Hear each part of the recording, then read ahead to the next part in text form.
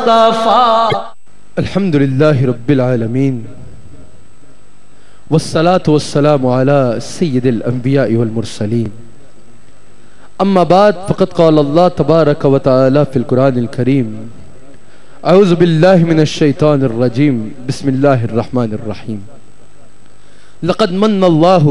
علی المؤمنین اذ بعث فیہم رسولا. صدق اللہ العظیم وصدق رسولہ النبی الکریم. سچا ہے ہمارا مالک اور سچا ہے ہمارا خالق کہ سوا اس واحد و یکتا کی کوئی عبادت کے لائق نہیں، اور سچے ہیں اس کے پیارے حبیب صلی اللہ علیہ وآلہ وسلم کہ جن کے میلاد کی آج اس خوبصورت محفل میں ہم اکٹھے ہیں. اور الحمدللہ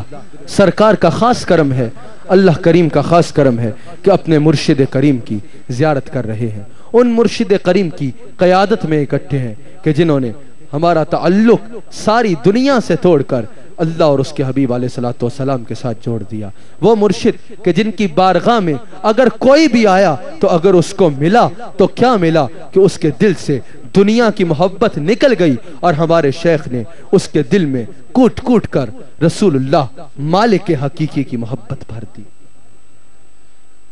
ARYQ TV پوری دنیا میں پروگرام برکات میلاد پیش کر رہا ہے کہ نہ صرف اس پروگرام سے پوری دنیا میں دیکھنے والے ناظرین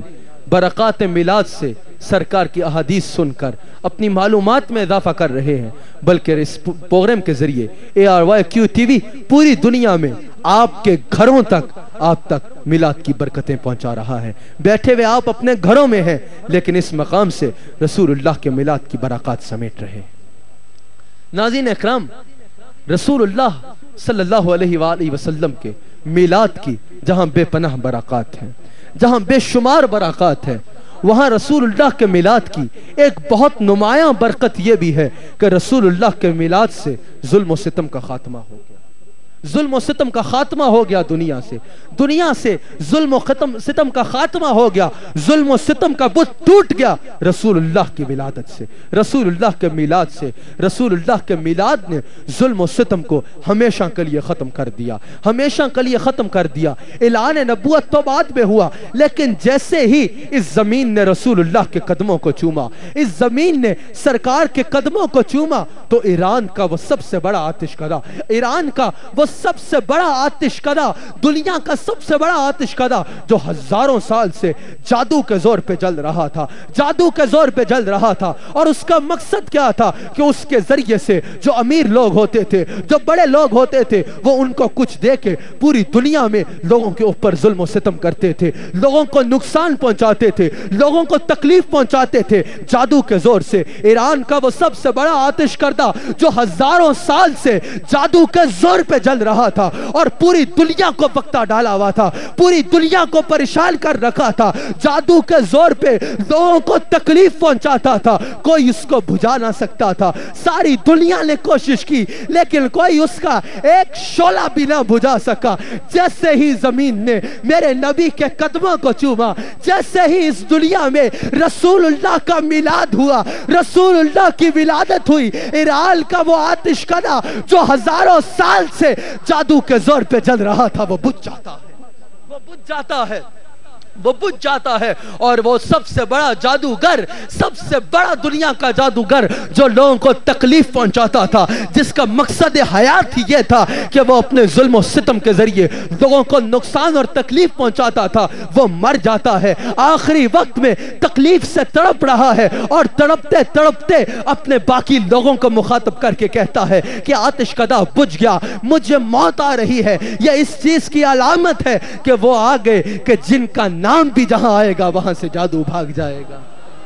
ارے جن کا نام آنے سے جادو بھاگ جائے ان کا اپنا عالم کیا ہوگا، ان کا اپنا عالم کیا ہوگا، ان کی اپنی شانوں کا عالم کیا ہوگا. کیسر و کسریٰ کے محلات میں، کیسر و کسریٰ کے محلات میں زلزلہ آ جاتا ہے. یہ دونوں بادشاہ بہت ہی ظالم بادشاہ تھے، بعد میں یہی بادشاہ گستاخ بھی ثابت ہوا تھا. یہ دونوں بڑے ظالم بادشاہ تھے، لوگوں پر بہت ظلم کرتے تھے. ان کے محلات میں سرکار کی ولادت کے وقت ایسا زلزلہ آتا ہے کہ ان کے کنگرے گر جاتے ہیں، ان کے کنگرے گر جاتے ہیں۔ وہ کنگرے گرنے اس چیز کی علامت تھے کہ ارے ظالم بادشاہ وہ آ گیا ہے جو تمہارے ظلم کا تکبر توڑ دے گا، تمہارا تکبر توڑ دے گا۔ ارے بادشاہو تمہارے محل کے کنگرے گرنا اس چیز کی علامت ہے کہ زمین پر اس نے جنم لے لیا ہے کہ جو غلام کو بھی ویسی عزت دے گا جو بادشاہ کی عزت ہے، جو غلام کو بھی وہی مرتبہ دے گا جو بادشاہ کا مرتبہ ہے، جو یہ عقیدہ دے گا کہ حکومت سے یا دولت سے بڑھائی کا فیصلہ نہیں ہوتا، کوئی بڑا یا چھوٹا نہیں ہوتا، بلکہ اللہ کے نزدیک وہ بڑا ہے جو تقوی میں بڑا ہے، جو تقوی میں بڑا ہے۔ وہ مالک دنیا میں آ گیا ہے۔ بادشاہوں کے کنگرے گرنے اس چیز کی علامت تھی کہ بادشاہوں کا بادشاہ دنیا میں آ گیا ہے، بادشاہوں کا بادشاہ دنیا میں آ گیا ہے۔ کیسر و کسریٰ کے محلات میں زلزلہ آ جاتا ہے۔ ناظرین اکرام، جب سرکار کی ولادت ہوئی، سرکار نے سر مبارک سجدے میں رکھ دیا اور عرض کی کہ یا اللہ، اب جب تو نے مجھے دنیا میں بھیج ہی دیا ہے تو جن کے لیے بھیجا ہے، جن کے لیے بھیجا ہے، میری امت کے حال پہ رحم فرمانا، میری امت کے حال پہ رحم فرمانا۔ ناظرین و حاضرین، سرکار نے زمین سے ایک مٹھی بھری مٹی کی اور آسمان کی جانب دیکھا۔ جب یہ بات مشہور ہوئی، علاقے کے بڑے راہب کے پاس پہنچی، تو اس وقت دنیا کا سب سے بڑا راہب تھا، اس تک یہ بات پہنچتی ہے۔ وہ کہتا ہے کہ اگر ایسا ہی ہے جیسا یہ بتایا جا رہا ہے کہ انہوں نے مٹھی بھری اور آسمان کی جانب دیکھا، تو یہ بچہ کوئی اور نہیں بلکہ یہ وہی ہے ہر نبی جن کی آمد کی بشارت دیتا آیا، اور یہی وہ ہیں جو دنیا سے ظلم و ستم کا خاتمہ کریں گے، ظلم و ستم کا خاتمہ کریں گے، امیر اور غریب، بادشاہ اور غلام، مالک اور نوکر کا فرق مٹا کے ایک انسانیت کو عزت بخشیں گے، ایک انسان کو عزت عطا فرمائیں گے۔ سرکار کل عالم صلی اللہ علیہ وآلہ وسلم کی برکات ہر حوالے سے نمایاں ہیں، ہر حوالے سے سرکار کی برکات جو ہے وہ اپنے کوئی مثال نہیں رکھتی، بے نظیر و بے مثال ہے۔ ہر صفت میں سرکار کی جو برکات ہیں وہ بے نظیر و بے مثال ہیں۔ سرکار کا عطائیں فرمانا، سرکار کا ظلم و ستم کو ختم کرنا، سرکار کو ہمیں دولت ایمان عطا فرمانا، سرکار کا ہمیں جنت عطا فرمانا، سرکار کا ہمارا خالق حقیقی سے تعلق جوڑنا، ہر برکت سرکار کی ایک نہ ایک سے ایک بڑھ کے ہے، ہر اپنے مقام پر نمایاں آفتاب ہے، نمایاں مہتاب کی حیثیت رکھتی ہے، اندھیرے میں روشنی کی حیثیت رکھتی ہے سرکار کی ہر برکت۔ لیکن آج میں آپ سے سرکار کی کچھ ایسی برکات کا ذکر کروں گا، سرکار کے میلاد کی کچھ ایسی برکات کا ذکر کروں گا جو اعلان نبوت کے بعد سرکار نے اپنی برکات سے مخلوق خدا کو نوازا۔ جب کسی نے پکارا، جب کسی نے سرکار کو پکارا تو سرکار نے اس کو کیسے اس پر بندہ نوازی فرمائی اور اس کو کیسے نوازا، یہ بھی رسول اللہ کے میلاد کی برکت ہے۔ آج کے پروگرام میں میں آپ کے سامنے کچھ ایسی باتیں رکھوں گا۔ ناظرین اکرام، سرکار کا دربار اقدس لگا ہوا ہے اور سرکار کی بارگاہ میں ایک نابینا صحابی حاضر ہوتے ہیں، عرض کرتے ہیں یا رسول اللہ میں نابینا ہو گیا ہوں، میری بینائی جاتی رہی، یا رسول اللہ کرم فرمائے مجھے بینائی عطا فرمائے۔ رو رہے ہیں اور فریاد کر رہے ہیں۔ آپ کو پتا ہے کہ اگر بندے کی نگاہیں چلی جائیں، کہا جاتا ہے ایک دنیا میں مثال بھی ہے کہ آنکھ کی قدر جو ہے وہ کسی اندھے سے پوچھی جائے، آنکھ کی قدر کسی اندھے سے پوچھی جائے کہ زندگی اندھیر ہو جاتی ہے، زندگی اندھیرا ہو جاتا ہے، ایک زندگی کا گھر جو ہے اس میں ہمیشہ کے لیے اندھیرا ہو جاتا ہے، زندگی بے مقصد ہو جاتی ہے اس شخص کی جس کی آنکھیں نہیں ہیں، جو اندھا ہو جاتا ہے جس کی آنکھیں نہیں ہیں۔ نابینا صحابی سرکار کی بارگاہ میں حاضر ہیں، عرض کر رہے ہیں یا رسول اللہ میں آپ کی بارگاہ میں فریاد کرتا ہوں کہ مجھے آنکھیں عطا فرمائیے، مجھے بینائی عطا فرمائیے۔ سرکار کل عالم نے ارشاد فرمایا کہ اے میرے صحابی اپنے گھر چلا جا،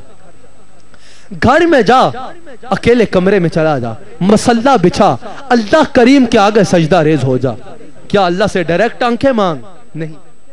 اللہ کریم کے آگے سجدہ ریز ہو۔ اور یہ الفاظ موجود ہیں حدیث میں، صحیح حدیث میں یہ الفاظ موجود ہیں کہ سرکار فرماتے ہیں سجدہ ریز ہو کے اللہ سے عرض کر کہ یا اللہ اپنے حبیب کے صدقے سے میری بینائی مجھے لوٹا دے۔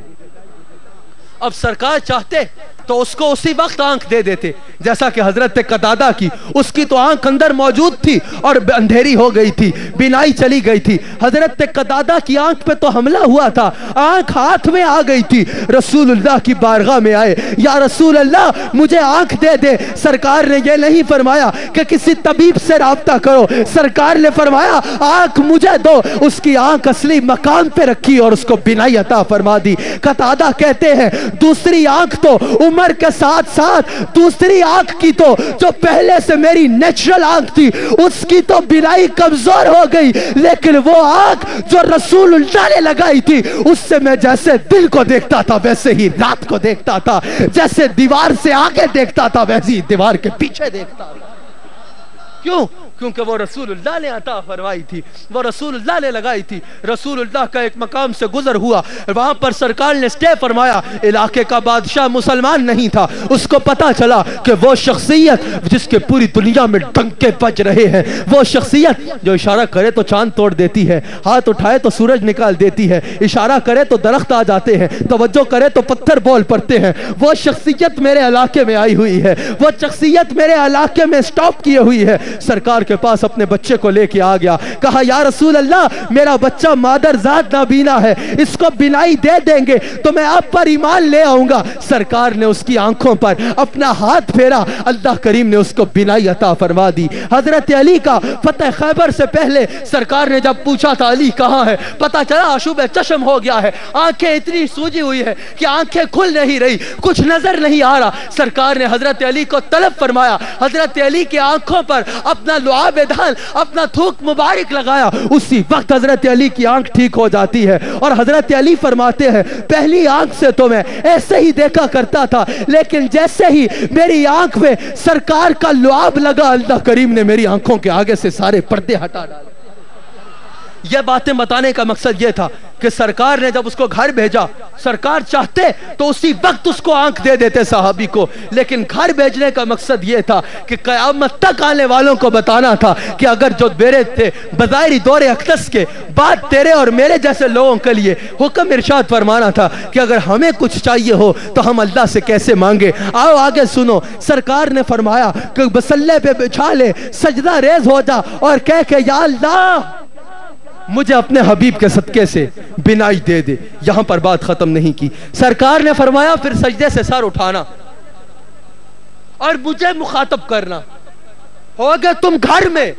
لیکن الحضور مع المشاہداتی، رسول اللہ ہر جگہ حاضر بھی ہیں اور ناظر بھی ہیں، کیونکہ شاہد ہیں اور شاہد کے لیے ضروری ہے الحضور مع المشاہدہ۔ تو رسول اللہ نے فرمایا اپنے گھر سے ہی مجھے پکارنا کہ یا رسول اللہ آپ کا وسیلہ میں نے اللہ کے آگے پیش کر دیا ہے، کرم فرمائیے آپ میری اللہ کے آگے سفارش فرما دیجیے۔ صحابہ فرماتے ہیں کہ ابھی وہی مجلس ختم نہ ہوئی تھی کہ تھوڑی دیر بعد وہی صحابی مجلس میں واپس آتے ہیں اور اللہ نے ان کو آنکھیں عطا کر دی، اور آپ احباب کو اور کروڑوں کی تعداد میں 160 ممالک تک کم و بیش میرا پیغام سننے والے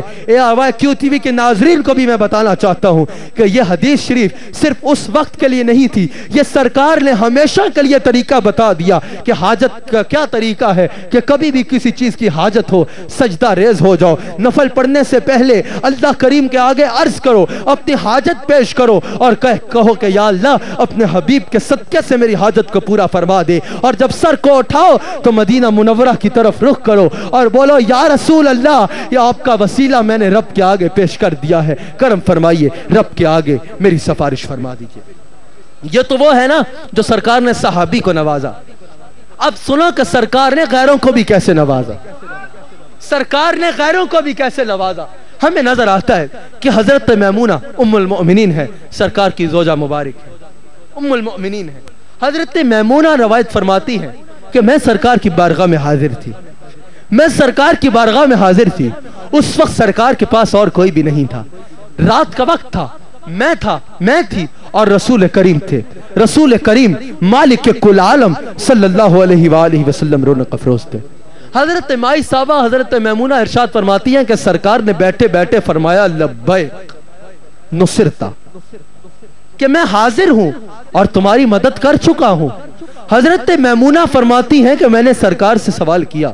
کہ یا رسول اللہ اس وقت یہاں پر اور کوئی بھی نہیں ہے، اس وقت یہاں پر یا آپ ہیں یا میں میمونہ ہوں اور یہاں پر کوئی بھی نہیں ہے، یا رسول اللہ یہ آپ کس کو کہہ رہے ہیں کہ لبیک نصرتا، میں حاضر ہوں اور تمہاری مدد کر چکا ہوں، بے فکر و بے غم ہو جاؤ، میں وہاں پر موجود ہوں، تو کلا نہیں ہے، میں اتنے موجود ہوں اور میں تیری مدد بھی کر چکا ہوں، گویا کہ تیرے بال کو بھی کوئی نقصان نہیں پہنچائے گا، تیری حفاظت کرنے کے لیے میں موجود ہوں، یا رسول اللہ یہ آپ کس سے کہہ رہے ہیں؟ سرکار نے فرمایا میمونہ میں تجھے نہیں کہہ رہا، میں یہاں پر موجود کسی کو نہیں کہہ رہا، میں نگاہ نبوت سے دیکھ رہا تھا کہ مکہ میں کعبے کے قریب مطاف میں کچھ لوگ مسلمان نہیں تھے، لیکن انہوں نے مجھ سے وفا کا وعدہ کیا تھا، انہوں نے مجھ سے وفا کا وعدہ کیا تھا کہ وہ میرے غلاموں کو تکلیف نہیں دیں گے، تحفظ کریں گے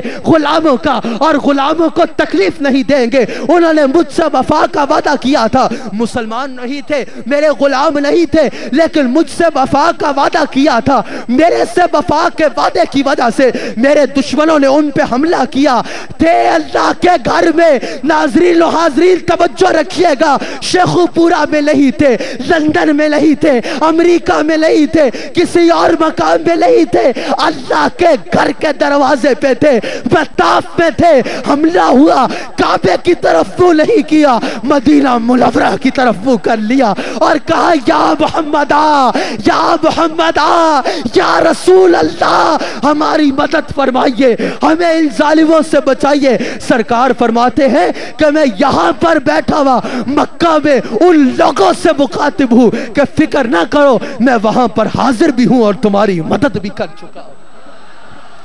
حضرات خود سوچئے کہ جو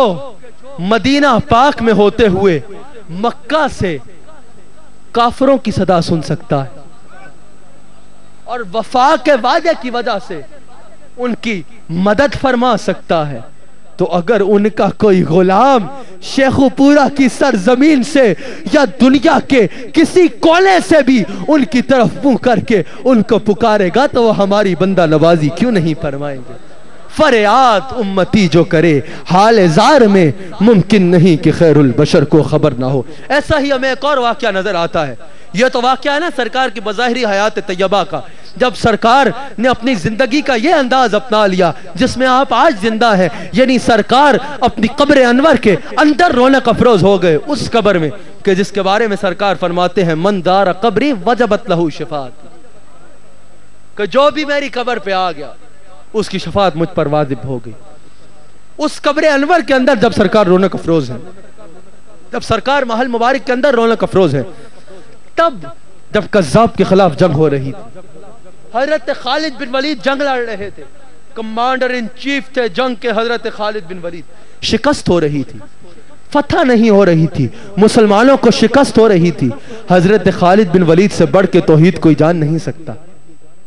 آج کے دور میں حضرت خالد بن ولید سے بڑھ کے کوئی شریعت کے قانون جان نہیں سکتا۔ حضرت خالد بن ولید نے کیا کیا؟ ایک اونچے مقام پر، جس کو آپ ہل کہتے ہیں، ایک اونچے مقام پر گئے، اونچے مقام پر جا کے تلوار کو پھینکا۔ وہ جانتے تھے مکہ کس طرف ہے، وہ جانتے تھے سمت کعبہ کدھر ہے، لیکن کعبے کی طرف منہ نہیں کرتے، کعبے کی طرف منہ کرتے ہیں، کہ جس کے بارے میں امام احمد رضا نے کہا، مولانا احمد رضا نے کہا کہ حاجیو آؤ شہنشاہ کا روضہ دیکھو۔ مولانا احمد رضا کہتے ہیں کہ حاجیو آؤ شہنشاہ کا روضہ دیکھو، کعبہ تو دیکھ چکے اب کعبے کا کعبہ دیکھو۔ اس کعبے کی طرف حضرت خالد بن ولید رخ کرتے ہیں، تلوار کو پھینکتے ہیں اور صدا لگاتے ہیں یا محمد و یا رسول اللہ، یا محمد و یا رسول اللہ، یا محمد و یا رسول اللہ۔ سرکار قبر انور کے اندر رونق افروز ہے، لیکن حضرت خالد بن ولید میدان جنگ سے سرکار کو پکار رہے ہیں کہ یا رسول اللہ ہماری مدد کو پہنچیے، یا رسول اللہ ہماری مدد فرمائے۔ لمحوں میں مسلمانوں کے قدم چوم لیے، کامیابی نے پوری دنیا میں ARY پہ سننے والے اور یہاں پر ہزاروں کی تعداد میں تشریف فرما احباب اور ہزاروں کی تعداد میں تشریف فرما اپنی بہنوں سے اور سینکڑوں کی تعداد میں یہاں پر ماشاءاللہ سٹیج کے قریب لوگ احباب ہیں، علماء کرام تشریف فرما ہے، ثنا خان تشریف فرما ہے. ان کی موجودگی میں آپ سب احباب کو بتانا چاہتا ہوں، ایک طریقہ دینا چاہتا ہوں، ایک کنجی دینا چاہتا ہوں کامیابی کی، کہ کبھی بھی کوئی مسئلہ ہو، کبھی بھی کوئی پریشانی ہو، سیدہ کائنات حضرت سیدہ طیبہ طاہرہ فاطمہ الزہرا سلام علیہا کا وسیلہ پیش کرنا، گنبد خضرا کی طرف منہ کرنا اور کہنا یا محمد و یا رسول اللہ اغثنی یا رسول اللہ. لمحوں میں کامیابی تمہارے قدم چومے گی، لیکن کامیابی حاصل کرنے کے بعد اپنے بندہ نواز کو، اپنے مشکل کشا کو بھول نہ جانا، بلکہ ان کی اتباع اختیار کر کے ان کے شکر بجا لانا، ان کا شکر بجا لانا. ناظرین اکرام، اس بات پر میں اپنی گفتگو کو سمیٹوں گا اور ہمارے آج کے پروگرام کا وقت اپنے اختتام پہ پہنچ جائے گا کہ یاد رکھیے گا، جس کی نوازش ہو اس کا احسان یاد رکھنا چاہیے. حضرت عمر فاروق جب خلیفہ بنے، ہزاروں مربع میل پر حکومت کرتے تھے، تخت پہ بیٹھے تھے تو ایک دفعہ رونا شروع کر دیا. رو رو کے جو پاس لوگ تھے ان کو مخاطب کر کے کہتے ہیں کہ پتہ ہے جب میں بچپن میں تھا، جب میں جوان تھا، جب میں چھوٹا تھا تو میرا باپ خطاب مجھے بہت مارتا تھا. اور مارنے کی وجہ کیا تھی کہ میرے باپ کے کچھ اونٹ تھے، میرے باپ نے ان اونٹوں کے سنبھالنے پہ میری ڈیوٹی لگائی ہوئی تھی. میں اپنے باپ کے اونٹ صحیح سے سنبھال نہ پاتا تھا،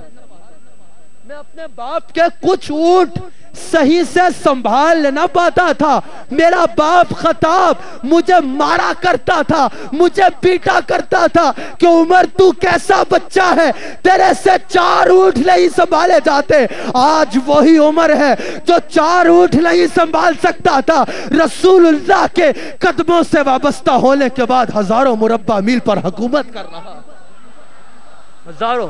مربع میل پر حکومت کر رہا ہے. ناظرین اکرام، اسی کے ساتھ ہی ہمارے آج کے پروگرام کا وقت اپنے اختتام پہ پہنچتا ہے. انشاءاللہ پھر برکت میلاد کے پروگرام سے ہی آپ سے دوبارہ ملاقات ہوگی، ایک نئے موضوع، کچھ نئی احادیث اور برکات میلاد کے نئے ذکر کے ساتھ. تب تک کے لیے مجھے اجازت دیجیے. اللہ کریم ARY TV کو مزید ترقی دے، عامر فیاضی صاحب کو، حاجی عبدالرؤوف صاحب کو اور توفیق عطا فرمائے، کئی اور بڑے پیمانے پر دین کی خدمت کریں. مجھے اور ARY TV کی ساری ٹیم کو اجازت دیجیے. انشاءاللہ جلد آپ سے پھر ملاقات ہوگی. السلام علیکم ورحمۃ اللہ.